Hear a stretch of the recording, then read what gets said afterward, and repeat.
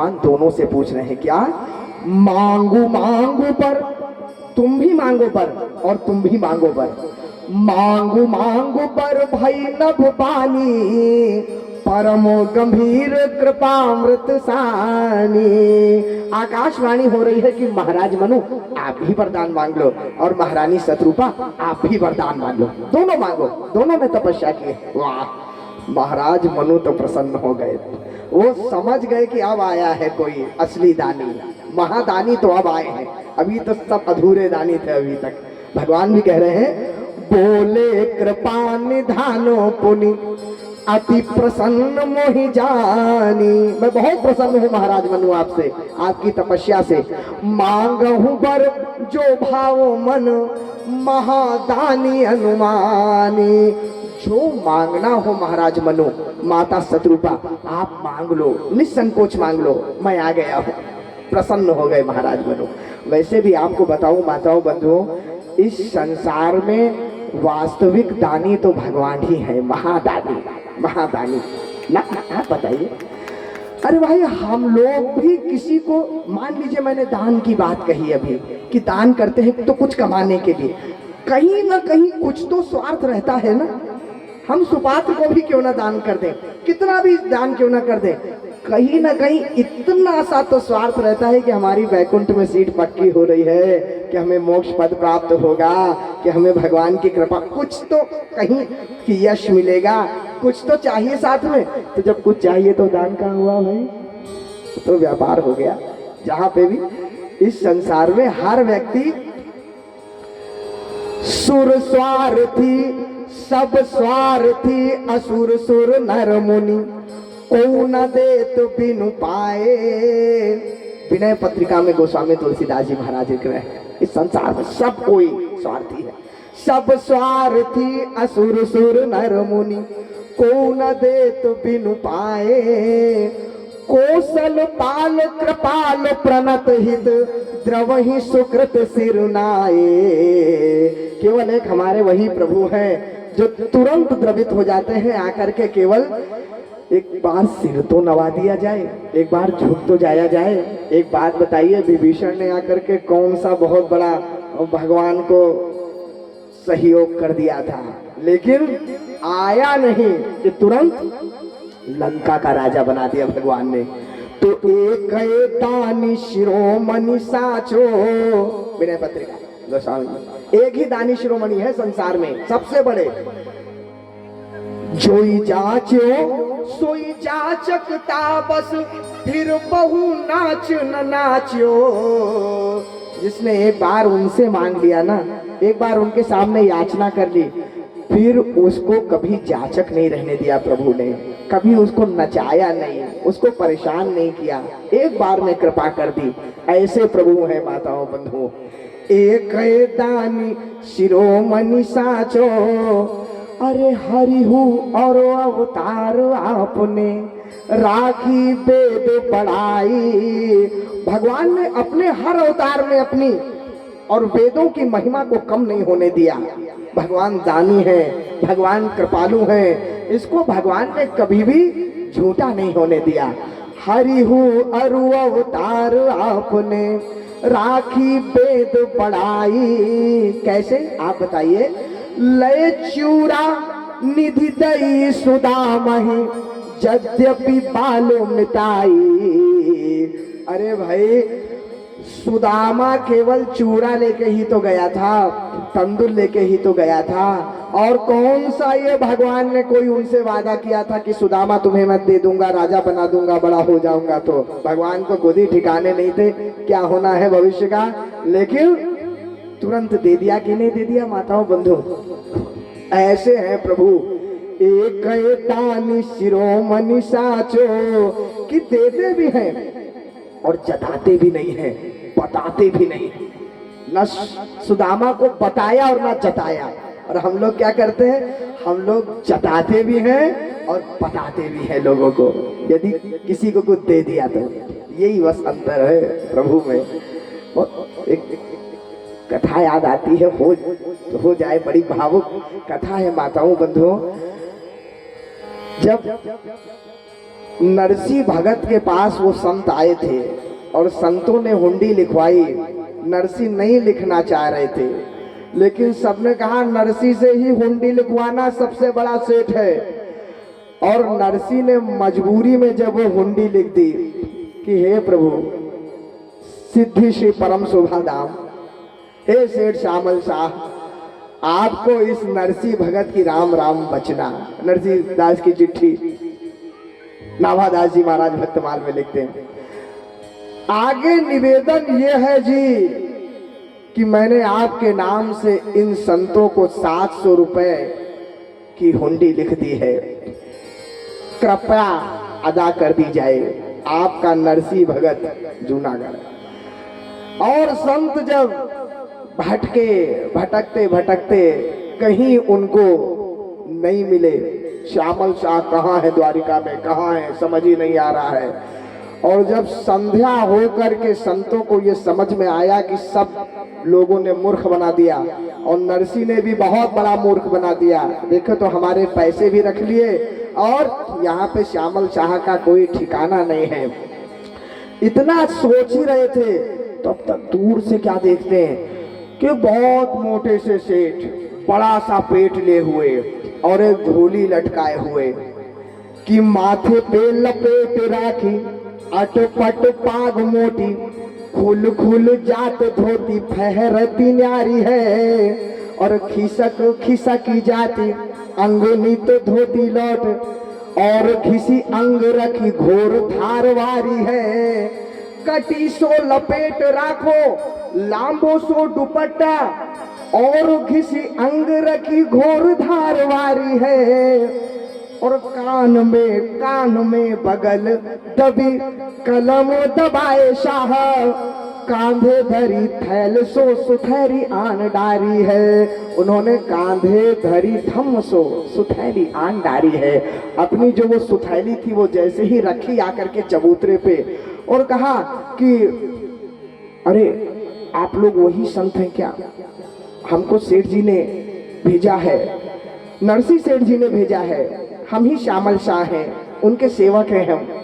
आप बताइए, आपकी हुंडी लेकर के हम आपको ढूंढ रहे हैं, हुंडी दीजिए। और जैसे ही संतों ने हुंडी दी, पहले तो उनको सांस में सांस आई कि चलो पैसा बच गया। तुरंत गिन के जब 700 रुपए दे दिए, माताओं बंधुओं संत जाने लग गए। तो भगवान जाते जाते कहते हैं कि देखो जा रहे हो आप लोग, क्या वापस जाओगे? जूनागढ़ जाओगे आप?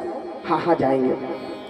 तो कहना हमारे सेठ जी को भी कहना कभी हमें याद कर लिया करें, वो तो हमें भूल ही गए, इतने दिनों बाद सेवा का अवसर दिया हमें।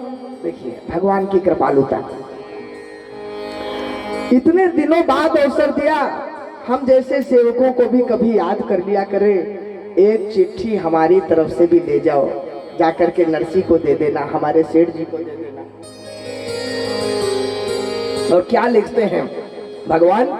श्री नाभादास जी महाराज ने भक्तमाल में उस चिट्ठी का वर्णन किया। माताओं बंधुओं, जब नरसी ने वो चिट्ठी खोली, संतों ने आकर के दी। पहले तो नरसी भागे गए थे संतों को देख करके, किसी प्रकार दी, मिल गया पैसा। चिट्ठी खोली, भगवान लिख रहे हैं कि सिद्धि श्री जूनागढ़ शाह सिरताज श्री भक्तराज नरसी की जय जय नरसी की है। और कुशल यहाँ पे सब आप हूँ कुशल हम, संतन सो जानी तह बात सबनी की है। हुंडी के रुपया रोक 700 चुकाए दिने, खोटी नाही कीन्ही न लगाई बात फीकी है। जानी के गुमास्ता, गुमास्ता माने सेवक चेला, जानी के गुमास्ता जरूर याद की जो हमें, काम काज लिखियो ये दुकान आप ही की है। अरे कभी कभी सेठ जी हमें भी याद कर लिया करो, अपना सेवक समझ के कोई काम कह दिया करो, ये आप ही की दुकान है। तो ऐसे कृपालु हैं प्रभु, करते भी हैं लेकिन बताते भी नहीं हैं, जताते भी नहीं हैं। आखिर जो संपत्ति शिवराव नहीं, दीन ही दिए 10 मात, सोई संपदा विभीषण नहीं, सकुची दीन रघुनाथ। उस संपदा को भी संकोच के साथ भगवान दे रहे हैं। ये कृपालुता है। मोरी सुधार ही सो सब भांति, जासु कृपा नहीं कृपा घाती। उनकी कृपा का कोई अंत नहीं है, उनकी दान वीरता का कोई अंत नहीं है। आज माताओं बंधुओं, यही भगवान कह रहे हैं, मांग लो जो मांगना हो महाराज बनो। बोले कृपा निधानो पुनि, अति प्रसन्न मोहि जानी। मांगहु पर जो भावो मन, महादानी अनुमानी। मांग लो मनु जो तुमको मांगना है।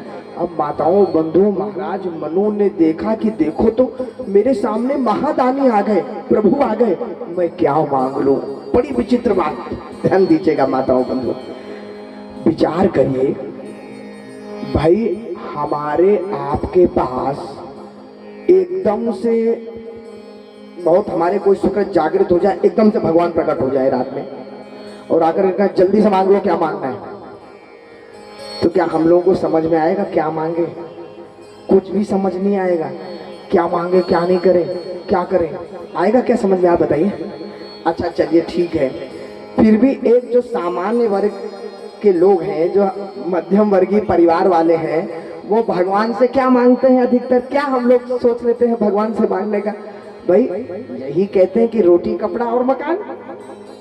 साईं इतना दीजिए जामे कुटुंब समाए, मैं भी भूखा ना रहूं और साधु ना भूखा जाए। यही इतना ही मांगते हैं हम लोग कि भाई अपना भी सम्मान बचा रहे, कोई आए उसका भी हम लोग सम्मान करते। जिसकी जितनी सोच होती है उतना ही वो मांगता है। हमारे एक महाराज जी हैं, तो उनका एक शिष्य है, अभी बड़ी अच्छी बात देखिए, जिनकी जितनी सोच। तो महाराज जी अपने शिष्य से बोले, बेटा एक बात बताओ, तुमको हम यदि, एक बहुत बड़ा मंदिर है, तो बोले तुमको हम यदि इसका महंत बना दें तो तुम सबसे पहला कार्य क्या करोगे? तुम्हें यदि हम इसका महंत बना दें तुम सबसे पहला कार्य क्या करोगे? तो उसने कहा महाराज जी यदि मैं यहाँ का महंत बन गया तो सबसे पहले बहुत अच्छी सोने की अंगीठी बनवाऊंगा अपने लिए, बढ़िया। तो महाराज जी ने सोचा देखो इसकी सोच अभी तक वहीं के वहीं अटकी हुई है। तो क्या होता है, व्यक्ति की जितनी सोच होती है उसी अनुसार वो मानता है। माताओं बंधुओं, छोटे की छोटी सोच, बड़े की, प्रधानमंत्री के सामने भगवान आ जाए, मुख्यमंत्री के सामने आ जाए, तो ये कहेगा क्या कि रोटी कपड़ा और मकान है? अरे भाई वो बड़े लोग हैं, उनकी कुछ और ही बड़ी कल्पना होगी, वो क्या मांग लेंगे हम और आप सोच भी नहीं सकते उतना। उनकी बड़ी सोच है, क्योंकि बड़े लोगों में बड़ापन होता है। एक कथा से आपको बताऊं और सरलता से समझ में आएगा माताओं बंधुओं।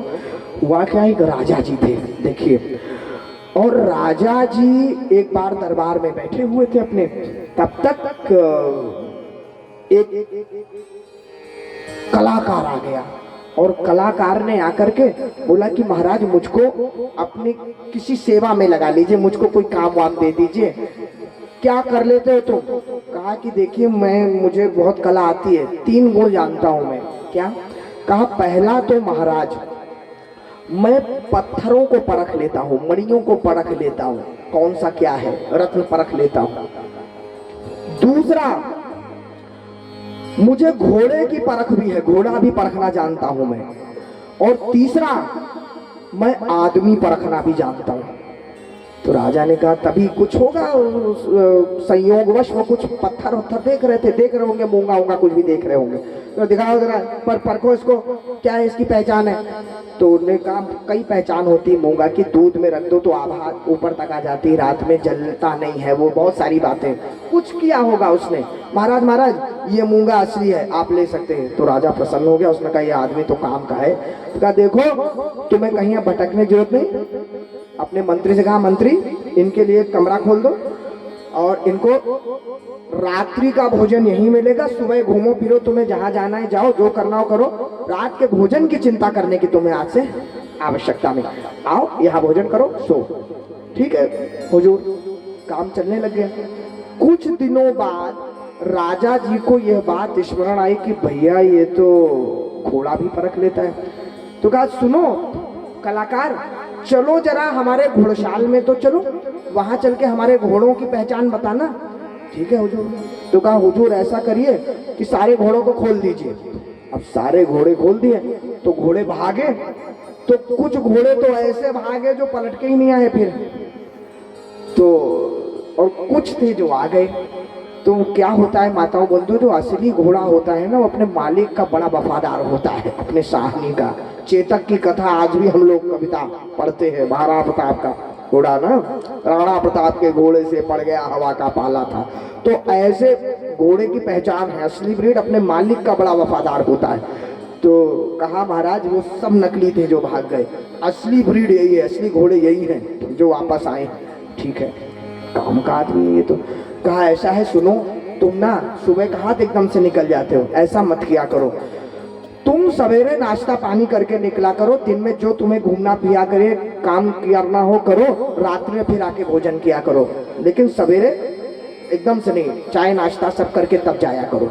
ठीक है, खुश हो गया वो। अब सुबह का भी चाय नाश्ता की व्यवस्था, रात्रि में भोजन की व्यवस्था, दिन में कार्य कर रहा है। अब कुछ समय बाद राजा जी को स्मरण आया कि ये तो आदमी भी पहचान लेता है, आदमी परख लेता है। बुलाया एक बार, इधर आओ कलाकार, एक बात बताओ, अकेले में बुलाया, एक बात बताओ, तुम आदमी भी परख लेते हो? हाँ। तो ये बताओ कि हम कैसे आदमी हैं, हमारे बारे में बताओ। तो कलाकार ने कहा हुजूर यदि शर्त दो है मेरी, एक तो मेरी जान बख्श दी जाए और दूसरा मेरे हाथ पैर ना तोड़े जाए, सही सलामत यदि आप मुझे रखेंगे तो मैं बताऊंगा आपको कि आप कैसे आदमी हैं। तो उन्होंने कहा ठीक है मैं वचन देता हूँ, बताओ कैसे आदमी हो तुम, क्या हूँ, कैसा हूँ मैं, क्या हूँ मैं, मेरे बारे में बताओ। तो कहा हुजूर आपके जो बड़े महाराज हैं ना, आप उनके पुत्र नहीं हैं, वो आपके पिता नहीं है। इतना सुनना था कि राजा तो आंख बबूला हो गए, निकाली तलवार मारने के लिए। तो कहा हुजूर मैंने पहले वचन ले लिया था कि आप हाथ नहीं लगाएंगे मेरे को और ना कोई दंड देंगे। तो कहा आप मेरे पे क्यों दंड दे रहे हैं, महारानी से पूछ के आइए। महारानी के पास गए राजा जी, क्यों महारानी मैं महाराजा का पुत्र नहीं हूँ क्या? तो महारानी ने कहा ये बात आपको कैसे पता पड़ी बेटा, आप महाराजा के पुत्र नहीं हैं? तो कहा फिर? तो कहा देखिए राजा जी तो आखेट में और युद्ध में और संगीत में अधिक व्यस्त रहते थे, उस समय मेरी मित्रता यहाँ के भंडारी से हो गई थी, राजमहल के हलवाई से, बनाने वाले से, तो आप उसके पुत्र हैं। अब राजा वहां से आए भिन भिनाते हुए कमरे में, तुमको कैसे पता पड़ा कि मैं राजा जी का पुत्र नहीं हूँ? तो उन्होंने कहा महाराज आप क्रोध में चले गए, मैं ये भी बता दूं कि आप हलवाई के पुत्र हैं, आपके पिता हलवाई हैं, रसोइया हैं। ये कैसे तुमको पता पड़ा?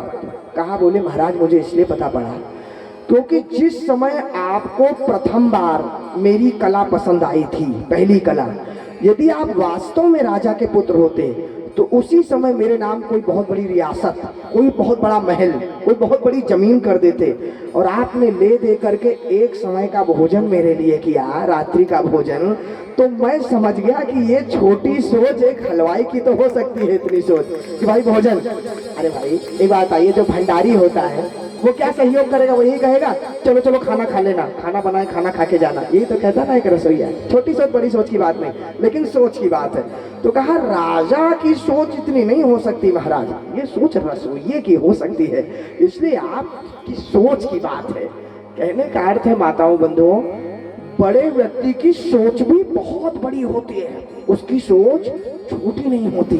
अब महाराज मनु है, महाराज मनु से कह रहे हैं प्रभु की मांग लो, तो महाराज मनु क्या ये मांगेंगे कि रोटी कपड़ा और मकान? कैसे मांग लेंगे भाई?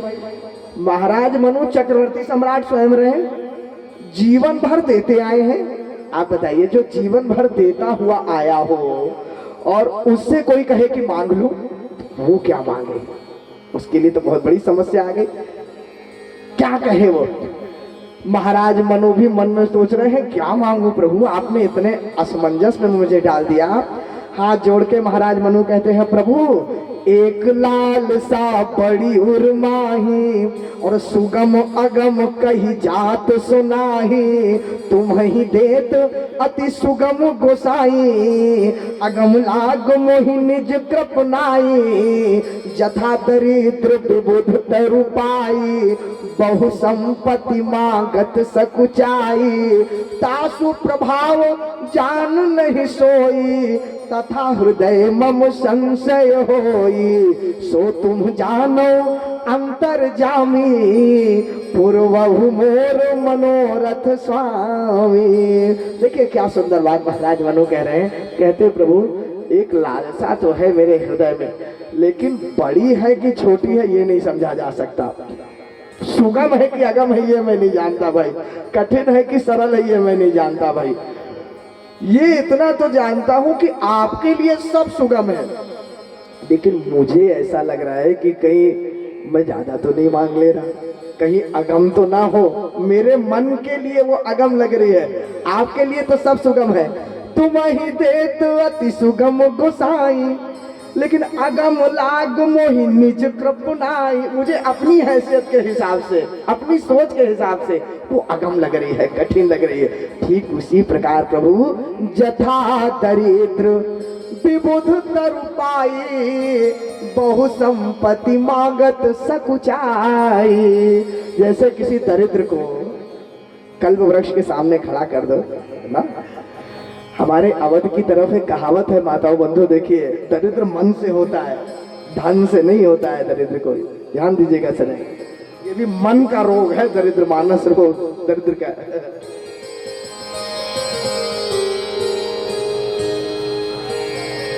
जैसे किसी दरिद्र को कहावत है हमारे यहाँ कि ना बड़ों से भगवाओ और ना दरिद्र से परसवाओ। भगवाने का अर्थ होता है बुलवाना। बड़े से कभी मांगो मत, बोलो मत कि मुझे ये चाहिए। कैसे? मान लीजिए कि उदाहरण के तौर पे कि आपके यहाँ कोई भंडारा है, कोई धार्मिक आयोजन है। कई बार क्या होता है कि धार्मिक आयोजन समाज के सहयोग से होता है। कोई कहता है मेरी तरफ से इतना ले लीजिए, मेरी तरफ से इतना ले लीजिए, होता है कि नहीं होता? तो मान लीजिए कि आप यहाँ के कोई बहुत बड़ा आयोजन कभी भविष्य में हो रहा है या कोई बात है, उदाहरण समझिएगा। तो भाई गए, आपने कहा कि हमारे यहाँ बहुत बड़ा धार्मिक आयोजन हो रहा है, आपकी तरफ से भी कोई सहयोग चाहिए। सेठ जी के यहाँ गए कि नेताजी के यहाँ गए कि अधिकारी जी के यहाँ गए, कहीं भी गए, आप जानते हैं बहुत बड़े दानी व्यक्ति है वो। अब वो मन में विचार कर रहे हैं कि देखो ये लोग बहुत बड़ा धार्मिक कार्यक्रम कर रहे हैं और धार्मिक कार्यक्रम में खर्चा भी होता है, लाइट, टेंट, माइक, भोजन प्रसाद, भंडारा सब कुछ होता है, लोग आते जाते हैं, सब होता है। और ये मेरे पास बड़ी आशा से भी आए हैं, तो इनकी कुछ अच्छी मदद कर देनी चाहिए, ज़्यादा परेशान ना हो। तो ऐसा करता हूँ कि प्रथम बार आगे देखा जाएगा। शुरुआत मन में सोच रहा है वो, कल्पना कर रहा है वो, आपने केवल कहा है कि आपको सहयोग करना है, तो मन में सोच रहा है कि ऐसा करता हूँ प्रथम बार में 51,000 के आसपास में चेक काट देता हूँ, बाद में देखी जाएगी। बड़े सेठ जी हैं, सब करते रहते हैं। तो वो सोच रहा है, तब तक आपने कह दिया कि सेठ जी से 11,000 से कम का मत काटिएगा कृपया। आपने इतना कहा नहीं कि सेठ जी मन में सोचेंगे कि कहाँ तो मैं इनके लिए 51,000 तक योजना बनाए बैठा था, और कहा ये तो 11,000 में ही प्रसन्न हुए जा रहे हैं। तो कहेगा 11,000 के आप 15,000 दीजिए, कोई दिक्कत नहीं, आप उतने में प्रसन्न होकर चले गए। आप तो जान ही नहीं रहे कि सेठ जी के मन में कितना बड़ा था और आप कितना नुकसान करके आ गए अपना, है कि नहीं? ठीक यही बात भगवान के साथ हुई है माताओं बंधु। भगवान से प्रयास करिएगा कि कभी अधिक मांगिएगा मत ना। हम तो महाकाल भगवान की भूमि से आते हैं, और अभी एक घटना अभी क्या बहुत पुरानी घटना, एक बार कुंभ की बात थी। तो कुंभ में क्या हुआ कि ये अभी भी ऐसे ही होता है, जब दर्शन, अब तो और बहुत जटिलताएं आती जा रही हैं, नियम होते जा रहे हैं, क्योंकि भीड़ बढ़ती जा रही है, जनसंख्या होती जा रही है। तो ये होता है जल्दी चलो जल्दी चलो जल्दी चलो, दर्शन करो, आगे बढ़ो। तो जो भक्त जाता है, तो जैसे ही महाकाल के पास जाने लगता है तो दिमाग में यही चलता है बहुत कम समय है, जल्दी से मांग लो जो मांगना है, जल्दी से प्रणाम करके। कई लोग होते हैं अपने हे प्रभु वाला काम कर देना, हे प्रभु ऐसा हो जाए ना। तो ऐसे ही जा रहे थे, तो हमारे एक सज्जन बोले अरे जल्दी से, ज़्यादा देर ठहरने नहीं देते हैं, जो वरदान मांगना हो, जो मन्नत हो मांग लेना भैया महाकाल से तुरंत, फिर आगे बढ़ा देंगे जल्दी। तो मैं पीछे था, मैंने कहा ऐसी गलती कभी जीवन में मत कर देना भैया, कुछ मांग वांग मत लेना। क्यों? मैंने कहा एक बात बताइए, क्या योजना प्रभु ने बना के रखी हो आपके लिए, क्या सोच के रखा हो बड़े से बड़ा आपके लिए, और आपकी वही छोटी सी सोच, बच्चे की नौकरी और बेटी का विवाह ना।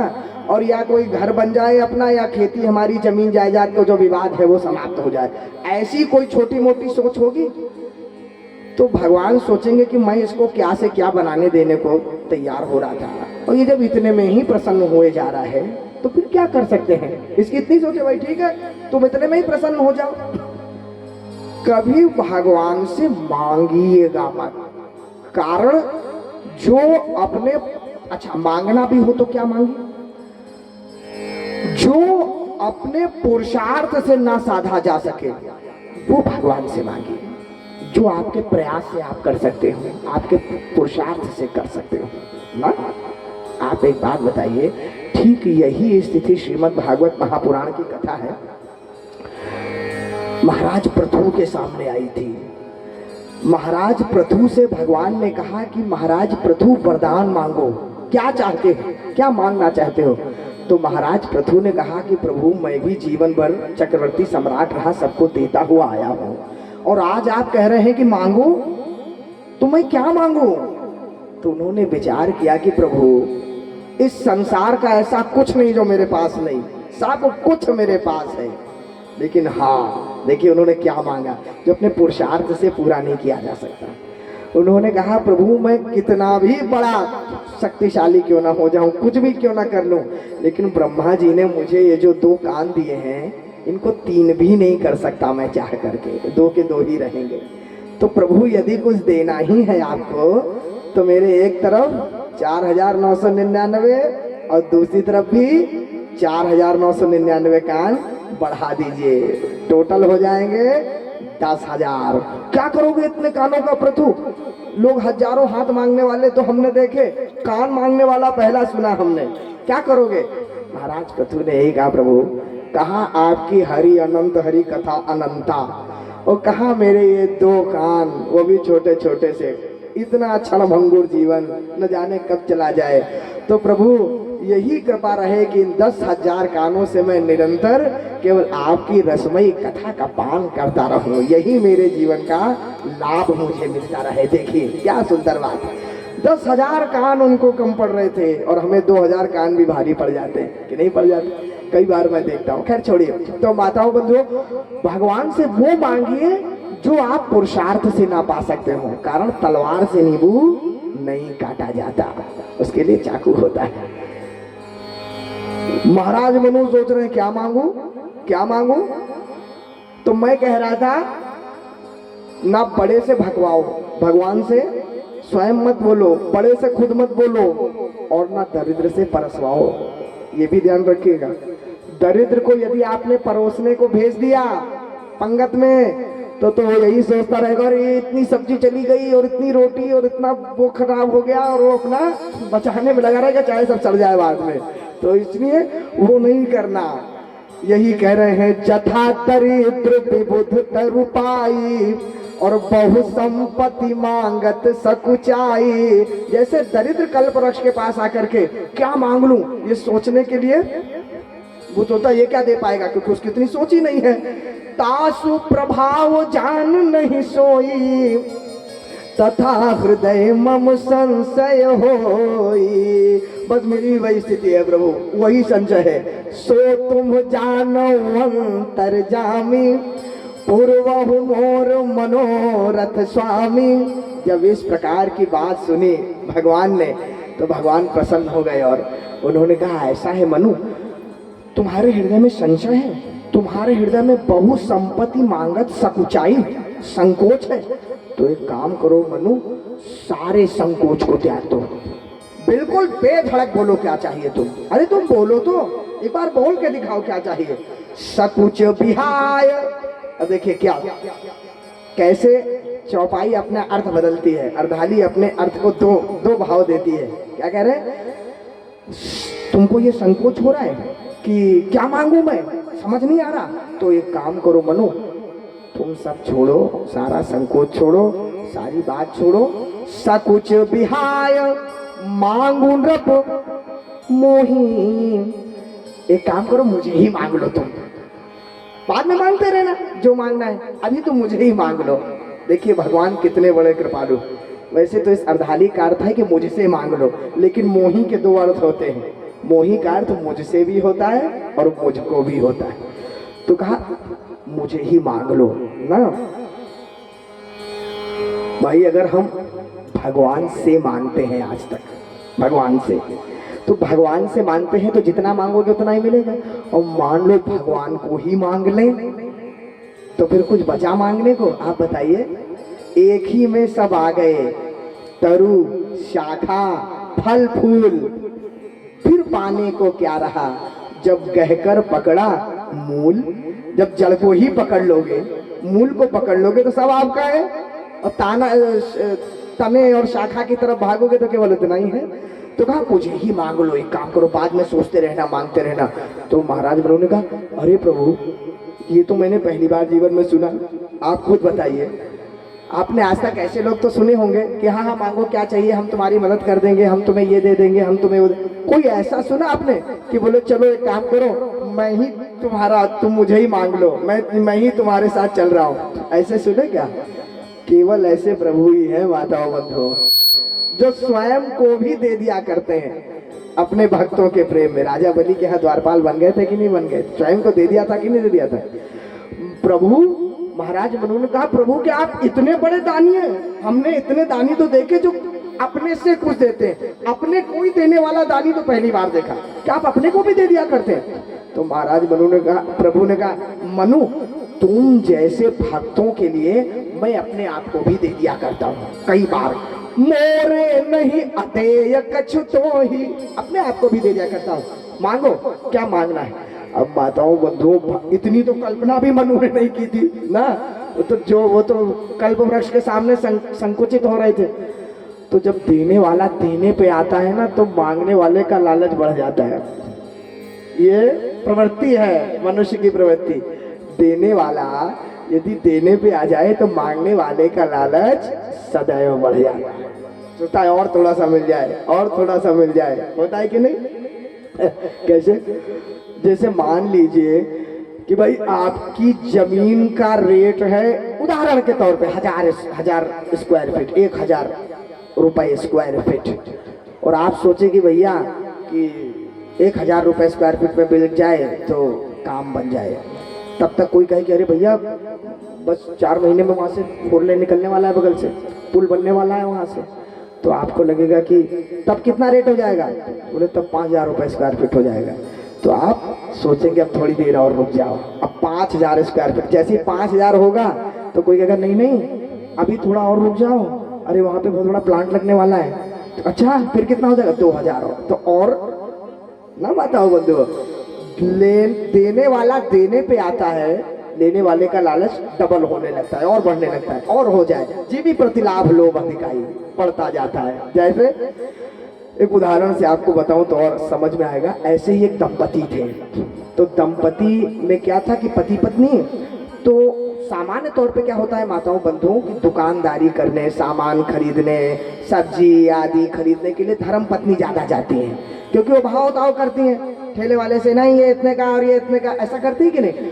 जो भैया लोग रहते हैं वो जाते हैं, वो ज्यादा भाव ताव तो करते नहीं, कितने का है वो कहते लाओ दे दो, इनको 100 काम और रहते, लाओ दे दो, अपना चल पड़े।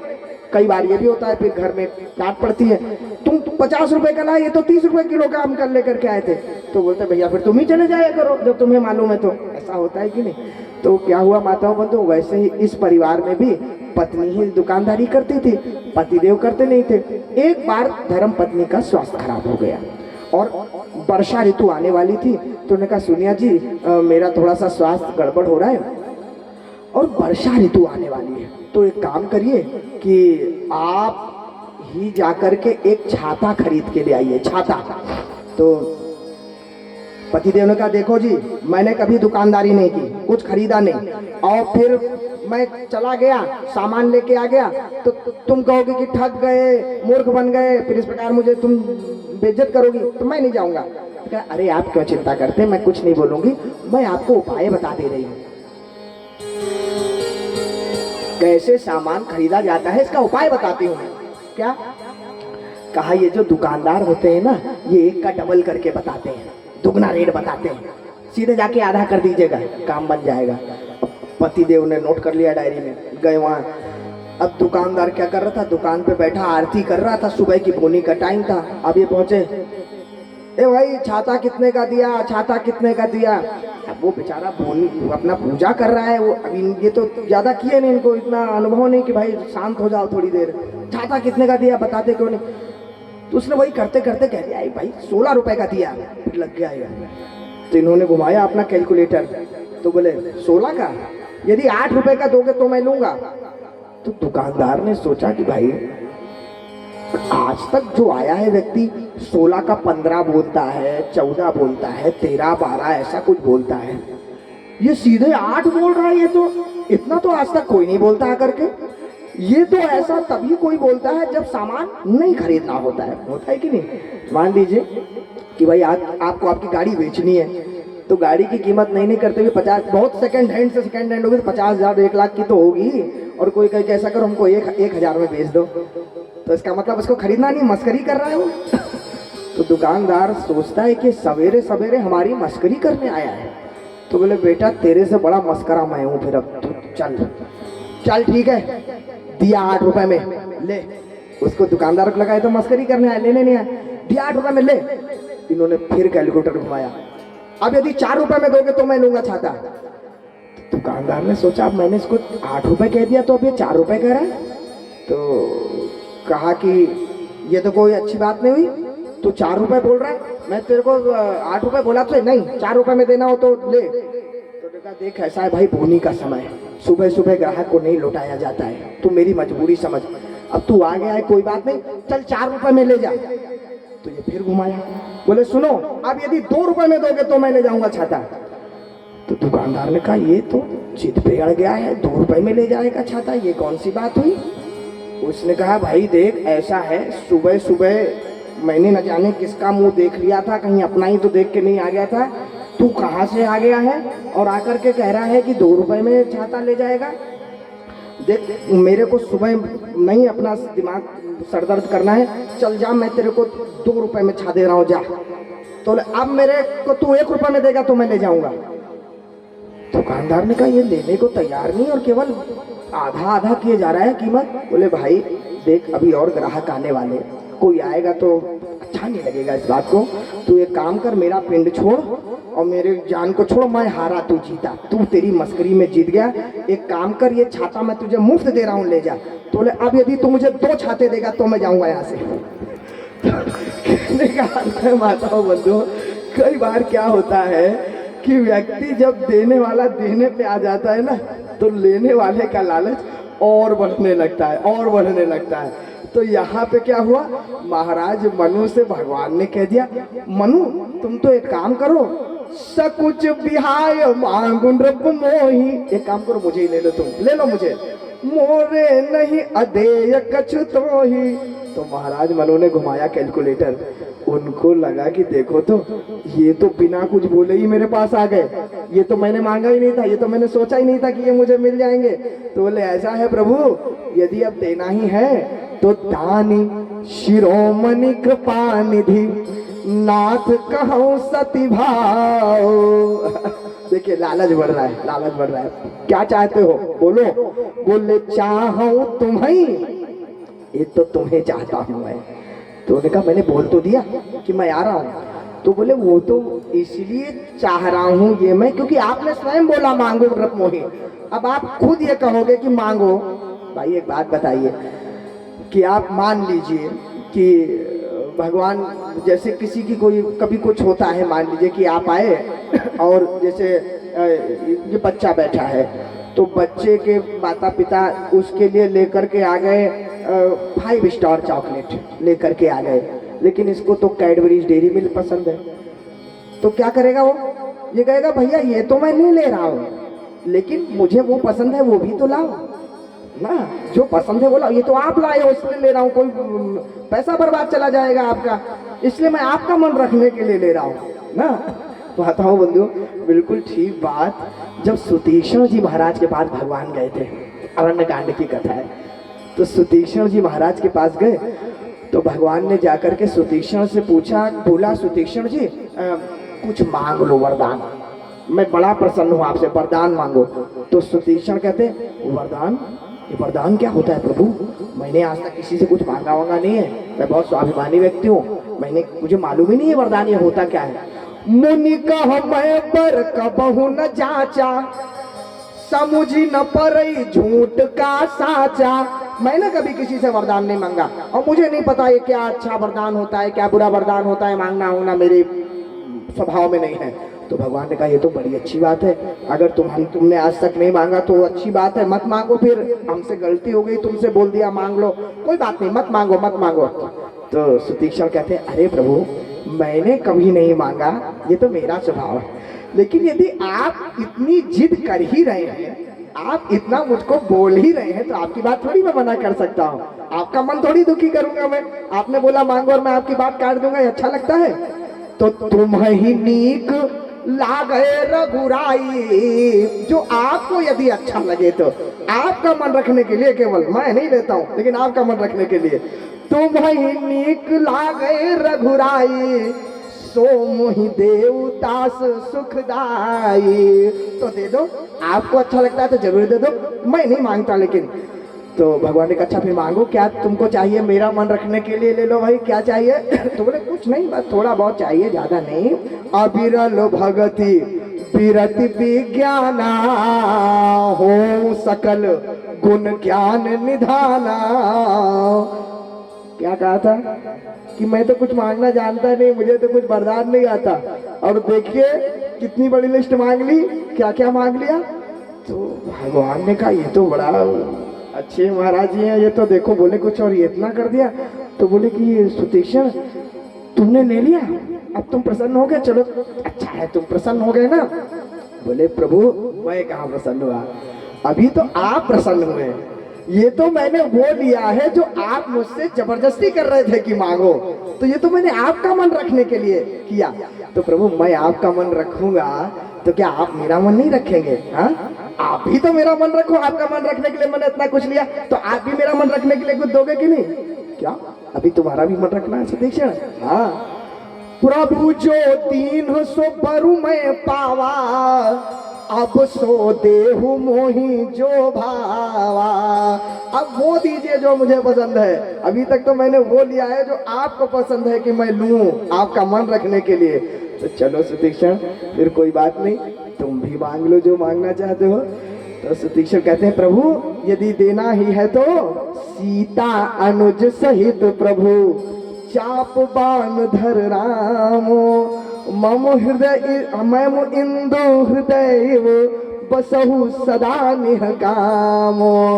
मेरे हृदय रूपी चंद्रमा में सदैव आप निष्काम भाव से बसे रहे, माने आपके प्रति मेरा कोई कामना ना रहे, निष्काम भक्ति सदैव। मम हिय गगन इंदुयो बसहु सदा निहकाम, मेरे हृदय रूपी गगन में चंद्रमा के समान आप बसे रहे प्रभु।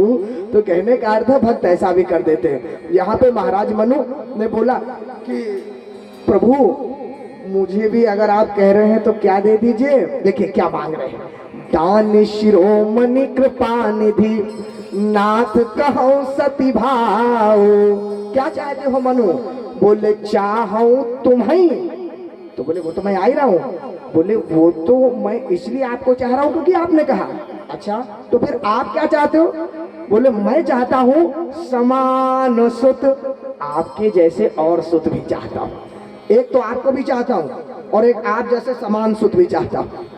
प्रभु सन कवनो दुराओ। देखिए भाव दोहे का अर्थ बदल रहा है। आपको भी चाहता हूँ और आपके जैसा एक और भी चाहता हूँ। भगवान भी मुस्कुरा दिए। माताओं बंधु, भगवान सोच रहे हैं कि मनु आप हमसे चालाकी कर रहे हैं, मांगने में चालाकी कर रहे हैं। माताओं बंधुओं बड़ी कीमती बात है, हम और आप उतने बड़े चालाक नहीं हैं जितने बड़े भगवान कृपालु हैं, दयालु हैं, दानी हैं। देखिए हर व्यक्ति चालाकी करता है भगवान से और भगवान हर चालाकी को जान लेते हैं, लेकिन वो अपना स्वभाव कभी नहीं छोड़ते, अपनी कृपालुता नहीं छोड़ते। आप बताइए सुग्रीव ने कम चालाकी की थी क्या? हाँ, बाली के वध के बाद क्या कहता है? अब प्रभु कृपा करहु यही भांति, सब तज भजन करो दिन राति। प्रभु आप तो मेरे पे ऐसी कृपा कर दो कि केवल भजन करो भजन करो। भगवान समझ गए कि अभी इनके मन में वो राजपाट बचा हुआ है और हमसे कह रहे हैं कि भजन करो।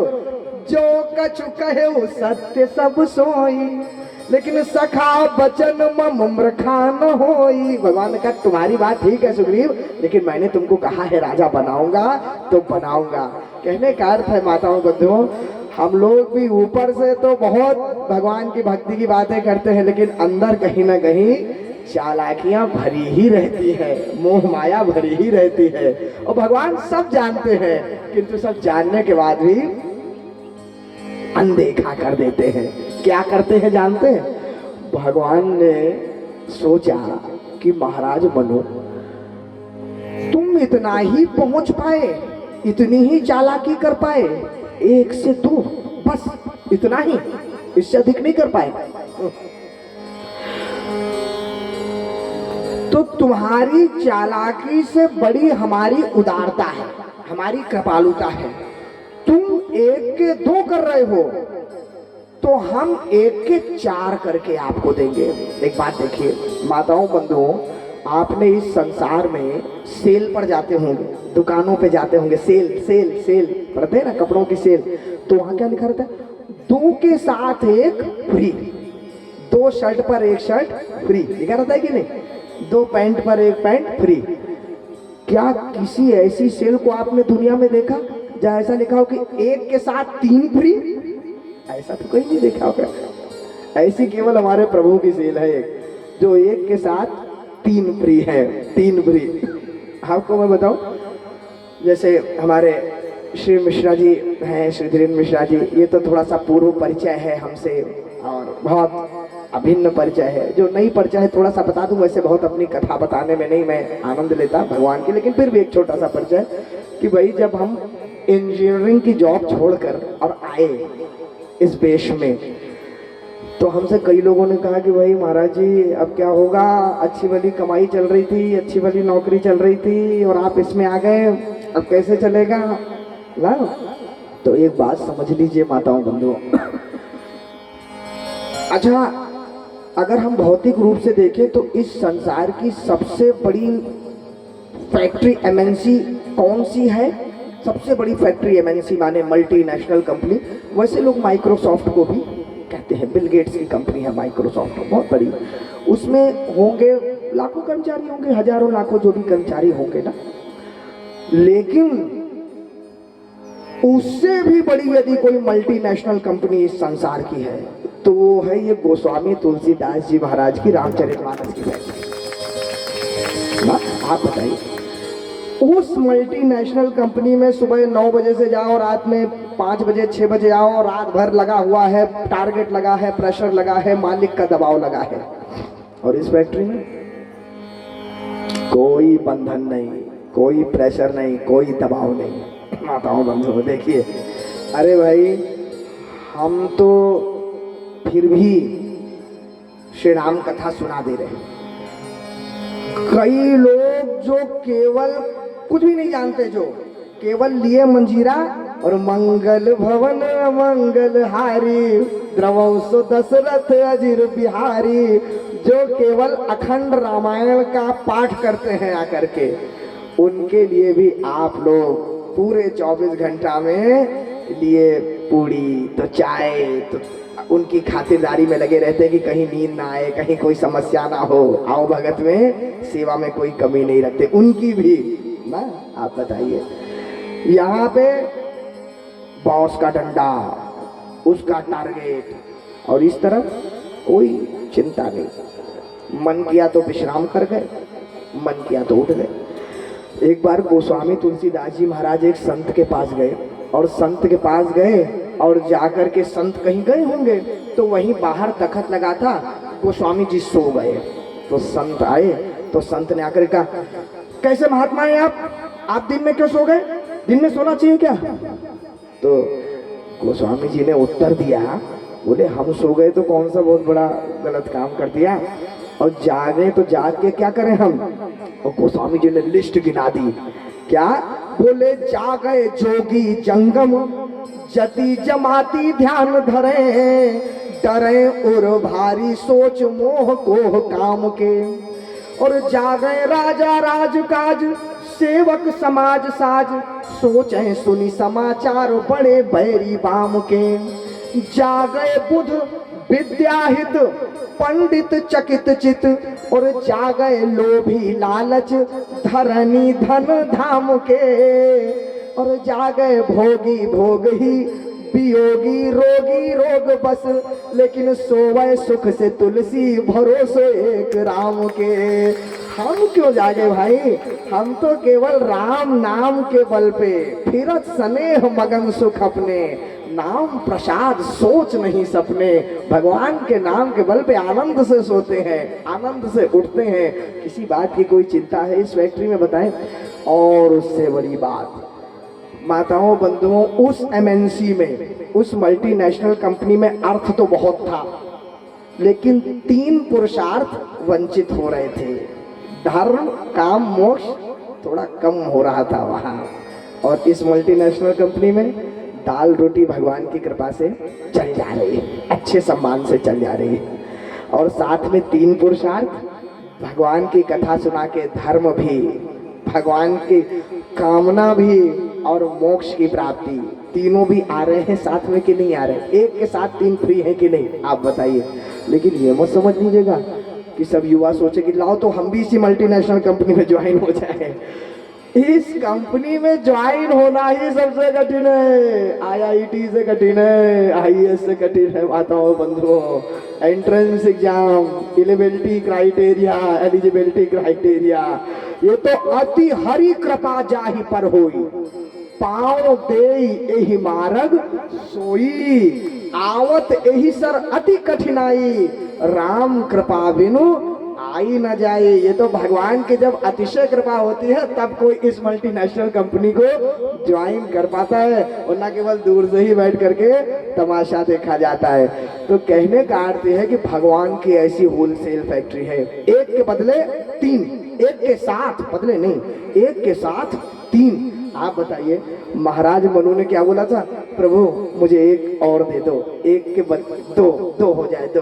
तो भगवान ने कहा तुम एक के 2 ही कर पाए, केवल इतना ही, लाओ हम तुम्हें एक के 4 करके दे रहे हैं। तो क्या किया, राम भरत लक्ष्मण ललित, दोहावली में गोस्वामी जी लिख रहे हैं, राम भरत लक्ष्मण ललित, शत्रु सुवन शुभ नाम, पूजहि दशरथ सुवन सब, पूजहि सब मन काम। इन 4 पुत्रों के रूप में महाराज मनु को भगवान के अनशन सहित मनोज अवतारा, लियो दिनकर वंश उदारा। एक के 2 कर रहे थे, एक के 4 भगवान ने दिए। तो कहने का क्या अर्थ है, भगवान महाराज मनु की इस मंशा को पूरा करने के लिए राजा दशरथ जी के यहाँ श्री राम के रूप में जन्म ले रहे हैं। और महारानी शत्रुपा भी बगल में खड़ी है। देखिए अभी महारानी शत्रुपा को तो वरदान ही नहीं दिया, केवल भगवान ने महाराज मनु को ही वरदान दिया। अब महारानी शत्रुपा के पास गए और महारानी शत्रुपा से जाके कहते हैं, माता आप भी कुछ मांग लो।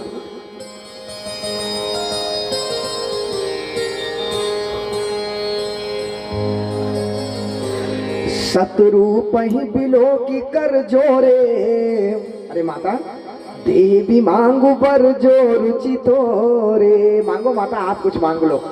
तो माता शत्रुपा ने सोचा कि अरे प्रभु आप कह रहे हैं कि मैं मांग लूं, अब कुछ बचा मांगने को।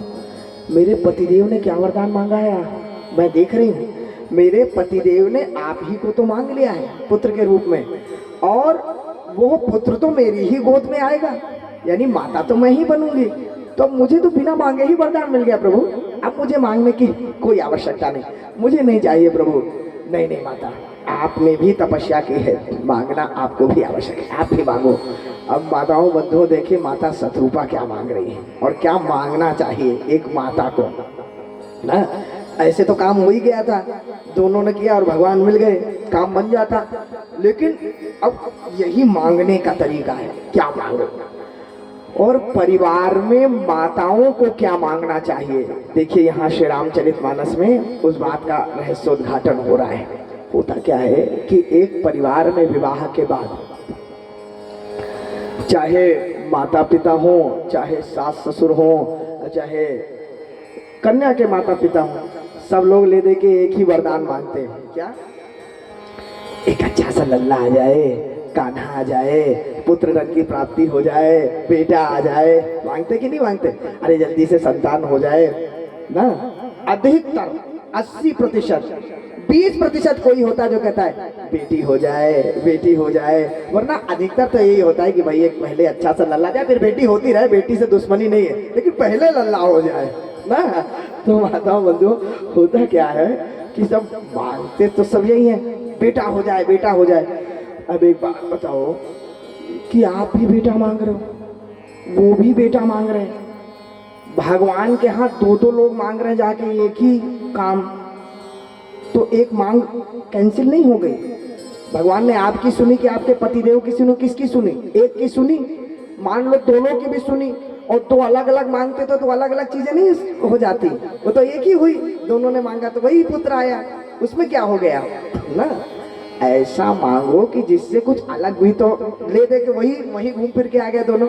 4 लोगों ने सबने मांगा और मांग करके वही पुत्र एक ही हुआ, तो कई वरदान कैंसिल नहीं हो गए। एक घटना और आपको सुना दूं इसी पे, वैसे तो बड़ी सुनी हो आपने कि नहीं जानता। एक बार क्या हुआ माताओं बंधु, ऐसे ही नारद जी महाराज ने भगवान से बोला कि प्रभु, पृथ्वी पे ब्राह्मण रहते हैं जो बड़े दुखी रहते हैं, और प्रभु उनका दुख मुझसे देखा नहीं जाता, और आप कहते हैं कि नमो ब्रह्मण्य देवाय, तो प्रभु उनके दुख को जरा दूर कर दीजिए। तो भगवान ने कहा देखो नारद जी, मैं तो उनके दुख को दूर कर दूं, वो स्वयं ही अपने दुख को दूर नहीं करना चाहते, स्वयं ही अपनी मदद नहीं कर रहे, वो मैं क्या करूं। तो नारद जी ने कहा नहीं, देखिए उनकी धर्म पत्नी और उनमें कुछ बनती नहीं है, आप प्रभु कुछ ऐसा कर दीजिए। हर बात की समस्या कहीं ना कहीं धन होती है या कुछ मनोकामना होती है, आप कुछ कृपा करो उन पे। तो भगवान ने कहा ऐसा करो नारद जी, जा करके उनसे बोल दो कि वो सब एक एक वरदान मांग ले, उनका काम हो जाएगा, आप मेरी तरफ से जाकर के वरदान भी दे देना। अब नारद जी गए, जाकर के उन्होंने पंडित जी से बोला, पंडित जी हमको भगवान ने भेजा है, बहुत समस्या है आप लोगों को, आप तीनों एक एक वरदान मांग दीजिए, काम बन जाएगा। तो पंडित जी ने कहा नारद जी मैं वरदान मांगू, आप मुझसे वरदान मांगने को कह रहे हैं नारद जी, और ये मेरी पत्नी को देख रहे हैं आप, ये मुझसे बिना बात के रोज लड़ती है, हर बात पे लड़ती है, मेरा जीना इसने मुहाल कर रखा है, मैं तंग आ गया हूँ नारद जी, इसके झगड़े के बहाने खोजती है ये मुझसे। नारद जी यदि आज मैंने पहले वरदान मांग लिया तो ये इस बात पे झगड़ेगी कि आपने पहले क्यों वरदान मांगा, मुझसे क्यों नहीं पहले बोला गया, तो पहले आप इसी से बोल दो ये वरदान मांग ले, तब फिर मेरे पास आइएगा आप। कोई बात नहीं, नारद जी धर्म पत्नी के पास गए, सुनिए देवी हमें प्रभु ने भेजा है, वरदान मांग लो। धर्म पत्नी ने कहा नारद जी क्या वरदान मांगू मैं, आप देख रहे हैं मेरी स्थिति, थोड़ा सा देखने में मैं थोड़ी सी सांवली क्या हूँ, थोड़ा सा रंग मेरा ऐसा क्या है, तो ये मेरे को रोज सुनाते हैं, मेरी बिल्कुल भी सम्मान नहीं करते। थोड़ा सा रूप से क्या होता है ऐसा नारद जी, दूसरों को ज्ञान देते हैं और मेरे को जलील करते हैं। नारद जी यदि वरदान देना ही है तो मुझे बिल्कुल विश्व सुंदरी बना दीजिए, ऐश्वर्या राय की तरह। तो अब क्या हुआ, भगवान के लिए क्या कठिन था, उन्होंने कहा एवं मस्तु, अब तो बिल्कुल विश्व सुंदरी बन के खड़ी हो गई धर्म पत्नी। तो नारद जी ने कहा पंडित जी आप भी कुछ मांग लीजिए। तो पंडित जी ने कहा वाह नारद जी, देख लिया आपने इसको, ये मेरी धर्म पत्नी है, मैं गरीब ब्राह्मण जब 100 बार जाकर के जजमान की जय जयकार हो, उनके पिता की जय जयकार हो, माता की जय जयकार हो, परिवार की जय जयकार हो करता हूँ, जब हजारों मंत्र जपता हूँ, तब जाकर के जजमान को चढ़ाता है और उससे जीविका पालता हूँ मैं, परिवार अब मेरा चलता है। और देखो ये विश्व सुंदरी बन गई है, अब क्रीम पाउडर के भी खर्चे बढ़ा दिए इसने, अभी तक जैसी थी सो थी, अब ये और इसके मेकअप का सामान आ गया और मेरे ऊपर बोझा कर दिया, इसको तरस नहीं आया मेरे पे। नारद जी यदि वरदान देना ही है तो इसे तुरंत अभी कुतिया बना दीजिए, अब माताओं बंधुओं भगवान के लिए क्या दुर्लभ। ए मस्तू, अब क्या हुआ, वो तो कुतिया बन के कूं कूं कूं करके पूछ हिलाने लग गई वही बगल में। अब बच्चा खड़ा था तो बच्चे से कहा, बेटा भगवान ने हमें भेजा है, कुछ वरदान मांग लो। तो बेटे ने कहा, नारद जी मेरी मैया जैसे पहले थी उनको वैसे का वैसा ही कर दीजिए। कहने का क्या अर्थ है माताओं बंधु, 3 वरदान मांगे देखिए, लेकिन तीनों घूम फिर के वहीं के वहीं। क्या अर्थ हुआ, जहाँ सुमति तहाँ संपत्ति नाना, और जहाँ कुमति तहाँ विपत्ति निदाना। सुमति होगी तो संपत्ति आएगी, कुमति होगी तो विपत्ति ले आओगे। तीनों वरदान कैंसिल एक दूसरे से कर दिए। तो ऐसे मांगने से क्या अर्थ है, वरदान ही कैंसिल हो जाए, लाभ ही ना हो। तो माताएं क्या मांगे, अब आप भी मांगते हैं बेटा और आप भी मांगते हैं बेटा, काम बिगड़ेगा कि नहीं। तो क्या मांगना चाहिए, माता शत्रुपा क्या मांग रही है देखिए। माता शत्रुपा ने कहा, प्रभु बेटा तो मेरी गोद में आ ही गया क्योंकि मेरे पतिदेव ने मांगा। ये बताइए कि आपके बगल में खड़ी ये देवी कौन है, इनका परिचय क्या है। तो ने कहा ये आदि शक्ति जग निधि छवि मूला, आदि शक्ति छवि निधि जग मूला, वाम भाग शोभित अनुकूला, भृकुटी विलास जासु जग होई, राम वाम दिश सीता सोई। ये माया है, आदि शक्ति जही जग उपजाया, सो अवतर ही मोरी है माया। ये माता जानकी जी हैं, हमारी धर्म पत्नी है, हमारी अर्धांगिनी है। तो माता शत्रुपा ने कहा, प्रभु पुत्र तो मुझे मिल गया, एक काम करिए, ये जो बगल में देवी जी खड़ी हैं ऐसी ही यदि मुझे एक बहू भी मिल जाए तो काम बन जाएगा। अब देखिए कितनी सुंदर बात माताओं बंधु। होता क्या है कि भाई आप भी पूजा बेटे के लिए करती हैं, वो भी पूजा बेटे के लिए करते हैं।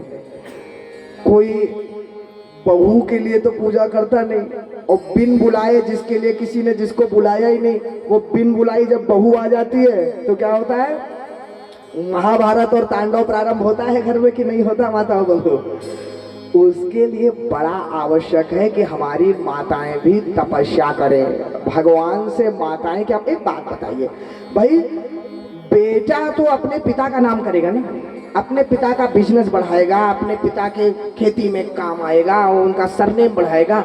आपके किस काम आना है बेटा, वो तो बड़े होते ही निकल जाएगा अपने काम धाम में। अच्छा पुत्री का विवाह हो जाएगा, वो चली जाएगी, वो कहीं और बहू बन जाएगी। आपके वृद्धावस्था में आपकी सेवा कौन करेगी, आपकी बहू ही तो करेगी ना। यदि आपने तपस्या करके उसे बुलाया होगा, यदि उसके लिए भगवान से मन्नत मांगी होगी कि मुझे अच्छी अच्छी बहू दे दो, तो जब वृद्धावस्था आएगी तो दवाई से लेकर के, दूध से लेकर के और जल से लेकर के सब कुछ वही उतलाएगी। और तपस्या करोगी नहीं उनके लिए, भगवान से आप मांगोगी नहीं उनके लिए, तो क्या होगा फिर माताओं बंधुओं, वही अंग्रेजी मीडियम वाली यदि आ गई गलती से, जिसकी चर्चा चल रही थी थोड़ी देर पहले, तो क्या होगा जानते हैं। एक और बड़ी मस्ती वाली बात आपको बताऊं, हुआ क्या, ऐसे ही घर में एक अंग्रेजी मीडियम वाली बहू आ गई। अब वो बहू तो कोई काम ही ना करे किसी का, वो तो अपना सुबह से अखबार पढ़ने बैठ जाए, कुछ करे ही नहीं। तो सासू माता ने बेटे को बुलाया, कहा बेटा ऐसा है, ये तुम्हारी पत्नी तो कुछ काम धाम ही नहीं करती। तो बेटे ने कहा कि माता वो जान ही रही हो कि दहेज एक्ट ऐसा लगा हुआ है कि अभी हम कुछ कह दें और दहेज में सब जेल चले जाएं, तो इससे अच्छा जो है सो है। तो सासू माता ने कहा चलो बेटा मैं एक उपाय करती हूँ, कल सुबह उठ के मैं बहू के सामने जब वो चाय अखबार करेगी झाड़ू लगाऊंगी, और तुम आ जाना और तुम कहना कि माता आप मत लगाओ मैं लगाता हूँ। हो सकता है सरव आ जाए और कहे कि चलो मैं लगा लूंगी, कुछ तो काम करेगी। ठीक है। अब क्या हुआ, सवेरे हुआ और सवेरे माता लगाने लग गई झाड़ू। तब तक पुत्र आया, अरे माता मेरे रहते हुए आप झाड़ू लगाएंगी? नहीं नहीं मैं लगाऊंगा। तब तक सासू माता ने कहा नहीं बेटा अभी मैं बुजुर्ग हूँ, मैंने कितनी अभी घर तक मैं ही तो करती आई, मैं सब कुछ मैं करूंगी, मैं झाड़ू। नहीं नहीं माता मेरे रहते कैसे लगाऊंगी? बहू चाय पी रही है, अखबार पढ़ रही है, कुछ देख रही है, बस मैं लगाऊंगा मैं लगाऊंगी। तब तक बहू एकदम से बोली ओहो आप लोग क्यों झगड़ा कर रहे हैं? एक दिन आप झाड़ू लगा लेना, एक दिन आप झाड़ू लगा लेना, बात बन जाएगी। इसमें एक ही दिन के लिए क्यों दोनों झगड़ा कर रहे हैं? तो ऐसी कभी आ गई माताओं बंधुओं अंग्रेजी मीडियम वाली तो काम चलेगा।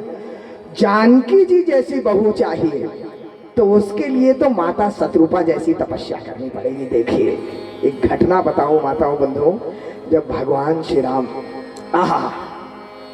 विवाह करके आए, विवाह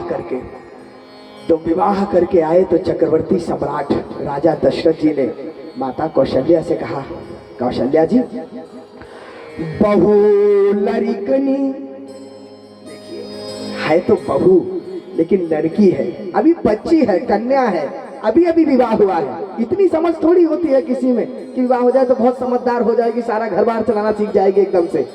बहू लड़कनी पर घर आई, राखे नयन पलक की नाई।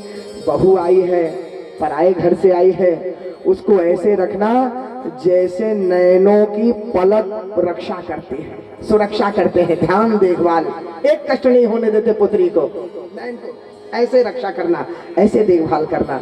माता कौशल्या ने कहा आप कैसी बात कर रहे हैं राजन, मैं मेरी बहुओं को अपनी बेटी की तरह मानूंगी, बेटी की तरह प्यार दूंगी। राजा जी ने कहा कौशल्या जी ये गलती मत कर देना, ऐसा मत कर देना, अपनी बेटी की तरह मत प्यार देना। क्यों?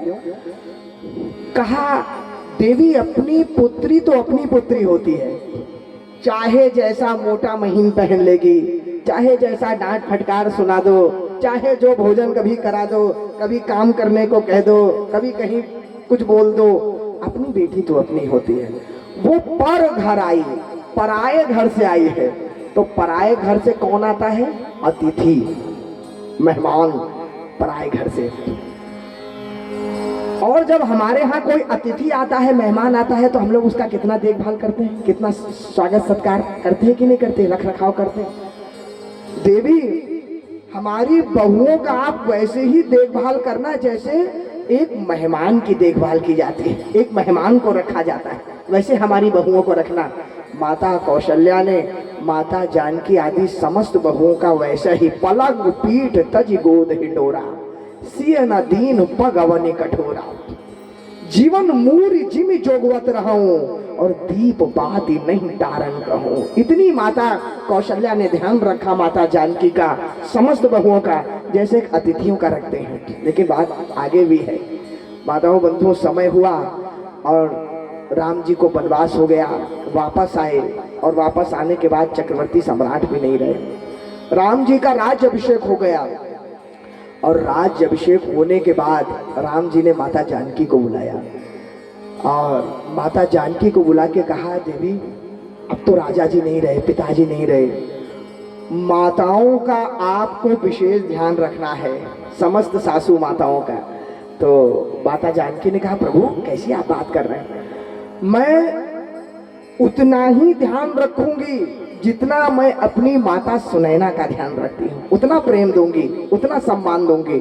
भगवान ने कहा जानकी जी ये बात आप भी गलती से मत करना, क्योंकि अपनी माता तो अपनी माता होती है, उनसे भी कभी बहस कर ली, ऊंची आवाज में बोल दिया, झगड़ा कर लिया, कोई बात कर दी, हमें नहीं करना आप करो, अपनी माता तो अपनी माता होती है। यदि माताओं ने आपको मेहमान का दर्जा दिया है तो आप समस्त माताओं को भगवान का दर्जा दीजिएगा। जैसे भगवान को मूर्ति में पूजा जाता है, भगवान की देखरेख की जाती है, भगवान की सेवा की जाती है, आठों पहर सगुण उपासना की जाती है, वैसे ही सासुओं का सम्मान भगवान की तरह करना।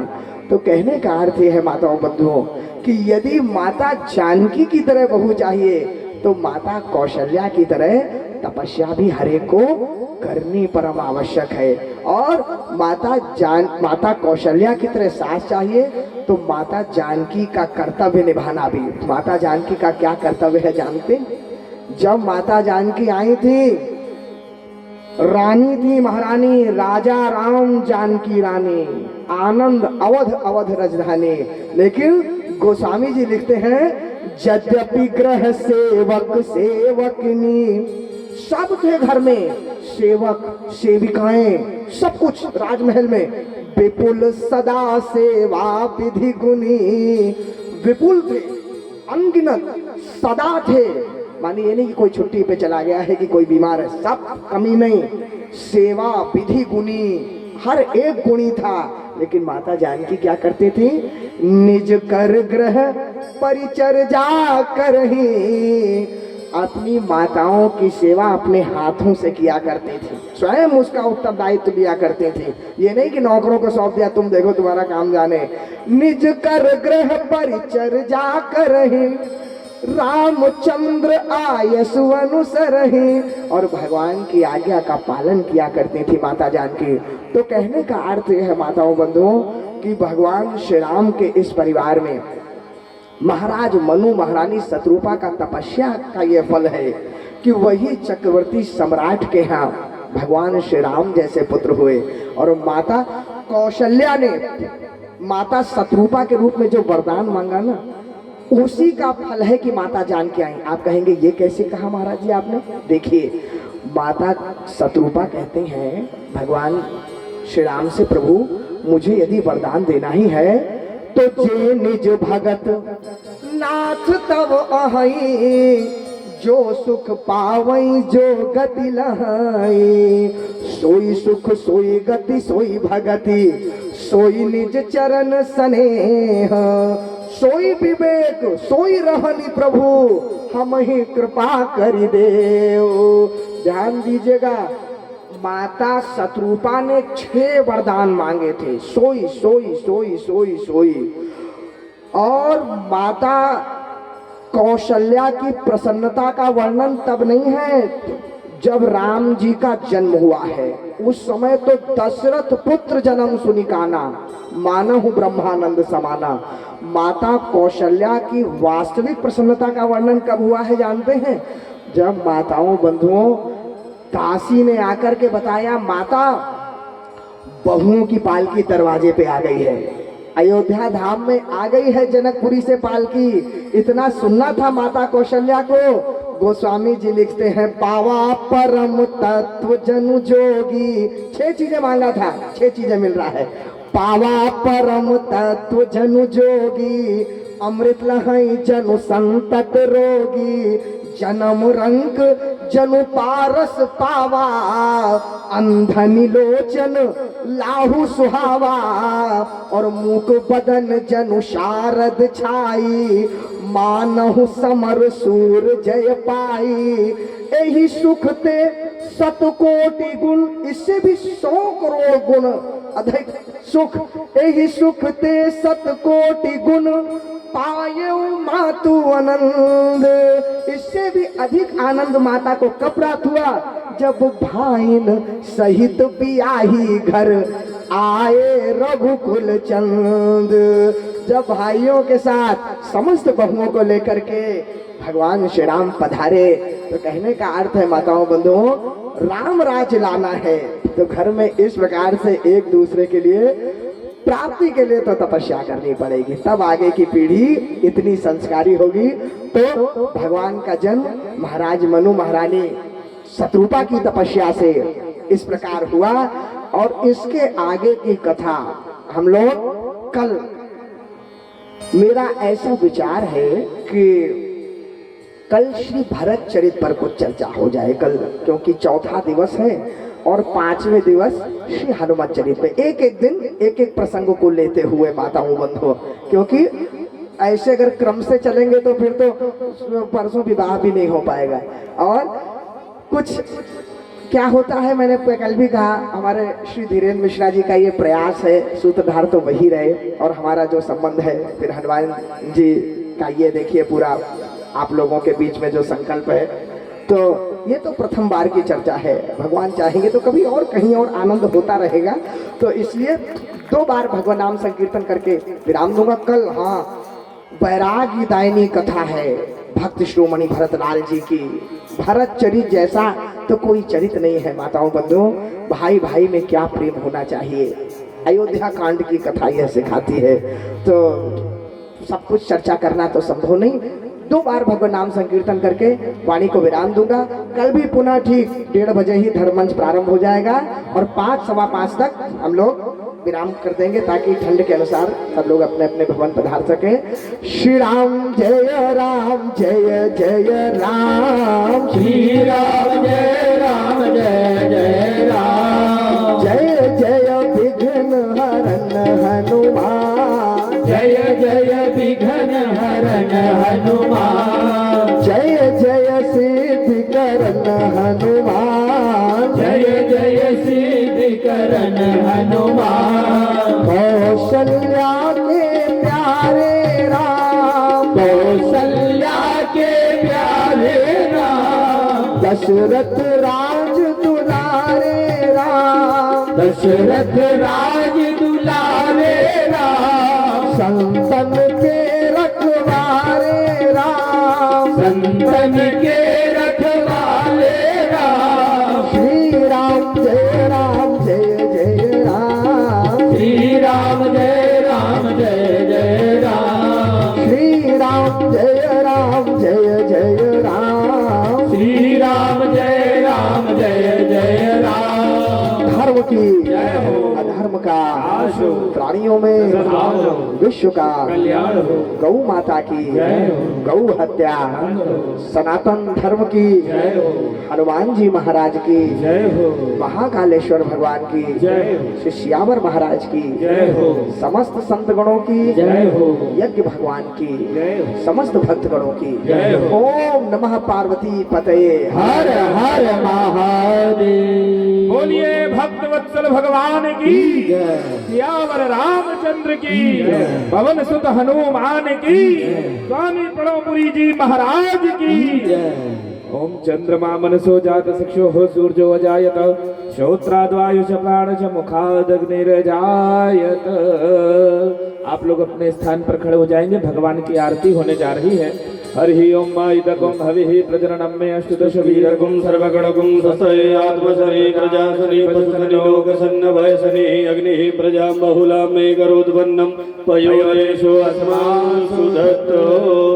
आरती श्री रामायण जी की, आरती श्री रामायण जी की, कीर्ति कलित ललित सिया पी की, कीर्ति कलित ललित सिया पी की, गावत ब्रह्मादिक मुनि नारद, गावत ब्रह्मादिक मुनि नारद, वाल्मीक विज्ञान विशारद, वाल्मीक विज्ञान विशारद, सुख सनकायन जी की, आरती श्री रामायण जी की, गावत वेद पुराण अष्टदश, गावत वेद पुराण अष्टदश, छबहु शास्त्र सब ग्रंथन को रस, छबहु शास्त्र सब ग्रंथन को रस, मुनि जन धन संतन को सर्वस, मुनि जन धन संतन को सर्वस, सार अंश सम्मत सब ही की, सार अंश सम्मत सब ही की, आरती श्री रामायण जी की, आरती श्री रामायण जी की, गावत संतत शंभु भवानी, गावत संतत शंभु भवानी, अरुघट संभव मुनि विज्ञानी, अरुघट संभव मुनि विज्ञानी, व्यास आदि कवि पच बखानी, व्यास आदि कवि पच बखानी, काग भसोनि गरुण के हिय की, काग भसोनि गरुड़ की हिय की, आरती श्री रामायण जी की, आरती श्री रामायण जी की, कलिमल हरणि विषय रस फीकी, कलिमल हरणि विषय रस फीकी, सुभग शिकार मोक्ति जुबती की, सुभग शिकार मोक्ति जुबती की, दलन रोग भव मूरी अमी की, दलन रोग भव मूल अमी की, तात मात सब विधि तुलसी की, तात मात दीदी तुलसी की आरती श्री रामायण जी की आरती श्री रामायण जी की कर्पूर गौरम करुणावतारम संसार सारम भुजगेन्द्रहारम सदा वसन्तं हृदयारविन्दे भवं भवानी सहितं नमामि त्वमेव माता च पिता त्वमेव त्वमेव माता जनका त्वमेव त्वमेव विद्याधरणं त्वमेव त्वमेव सर्वं मम देव देवा नीलाम्बुज श्यामल कोमलावं पीतासमारोपित भावभागं कालो महासायत चारु चापं नमामि रामं रघुवंशनाथं गुरुर्ब्रह्मा गुरुर्विष्णु गुरुर्देव महेश्वरा गुरुर्साक्षात् परब्रह्म तस्मै श्री गुरुवे नमः तस्मै श्री गुरुवे नमः तस्मै श्री गुरुवे नमः। बोलिए भक्तवत्सल भगवान की जय, यावर रामचंद्र की जय।